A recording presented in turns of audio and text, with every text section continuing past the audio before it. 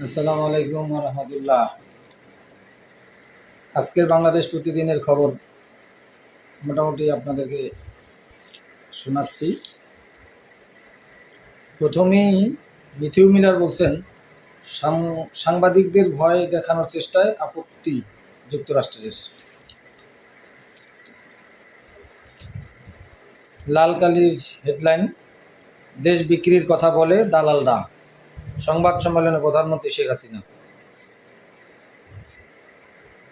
দেশ বেচি না, দেশের স্বার্থও বেচি না, ট্রানজিট দিলে ক্ষতি কী, দেশেই থাকতে না পারলে অর্থ বানিয়ে লাভ কী, তিস্তা প্রকল্প ভারত করলে সব সমস্যার সমাধান হয়, কেন্দ্রকে মমতার চিঠি ভারতের অভ্যন্তরীণ বিষয়, ডক্টর ইউনূস কর ফাঁকি দিয়েছেন আদালতে প্রমাণিত।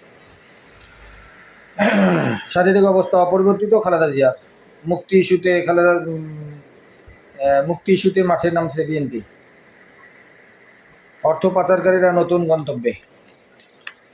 আইনি জালে দুই প্রভাবশালী, বেনজিরের 7 পাসপোর্ট, 15 কর্মকর্তাকে জিজ্ঞাসাবাদ। মতিউর 2 স্ত্রী সন্তানদের ব্যাংক হিসাব স্থগিত। পরিমণির সঙ্গে রাত যাপনে চাকরি যাচ্ছে এডিসির, কঠিন গুরুত্বপূর্ণ খবর। হায় পরিমণি, অনেক প্রশ্নের অবিশ্বাস্য হার। কয়লা আমদানির দরপত্র মূল্যায়নের শুনানি আজ। আইনি জালে দুই প্রভাবশালী, বেনজির ও মতিউর। অপর পৃষ্ঠা, দেশি বিদেশি বিনিয়োগে ধস। 8 মাসে 700 প্রকল্পে 54,554 কোটি টাকার বিনিয়োগ প্রস্তাব নিবন্ধন বিদায়।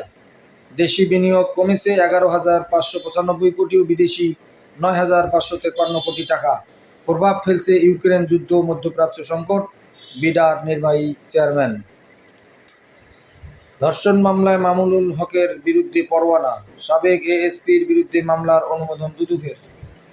উইন্ডশিল্ডে ফাটল, বিমানের জরুরি অবতরণ। কেন থামছে না সড়ক দুর্ঘটনা?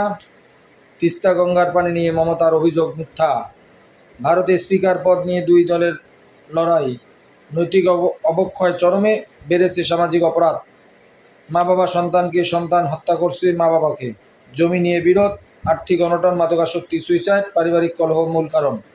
কিস্তির পরিমাণ না বাড়িয়ে মেয়াদ বাড়ানো যাবে, বাজার ভিত্তিক সুদহার। বৈধ পথে কর্মী পাঠাতে একসঙ্গে কাজ করবে বাংলাদেশ ইতালি। পদ্মা সেতু থেকে 2 বছরে আয় 1,648 কোটি টাকা। কেন থামছে না সড়ক দুর্ঘটনা? অনিয়মে 6 মেডিকেল কলেজের কার্যক্রম বন্ধ। ফোনের খোঁজে গোয়েন্দারা। গ্যাস বাবু ঝিনাইদহ কারাগারে, মিন্টুকে কেন রিমান্ডে আনা হচ্ছে না? নানা প্রশ্নের। ভারতে এমপি আনার খুন রহস্য। যাই হোক, মোটামুটি খবরগুলো দেখতেছেন।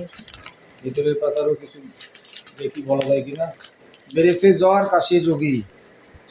প্রতি রাতে চাঁদাবাজি, লক্ষাধিক টাকা। তা তো হবেই। আর অন্য শুনবেন, ফিলিস্তিনদের ধ্বংস করাই ইসরায়েলের প্রধান লক্ষ্য। হিজবুল্লাহর সঙ্গে বিরোধ নিরসনের পথ খুঁজছে ইসরায়েল।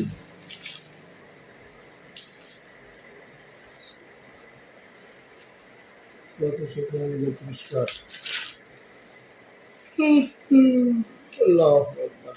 যাই হোক, আলহামদুলিল্লাহ, মোটামুটি শোনাইলাম, আপনারা জানলেন। বাংলাদেশের অবস্থা ভালো নাকি খারাপ বলবেন আপনারাই। আপনাদের সকলের জন্য সুস্বাস্থ্য কামনা করে এখানে শেষ করলাম। আল্লাহ হাফেজ।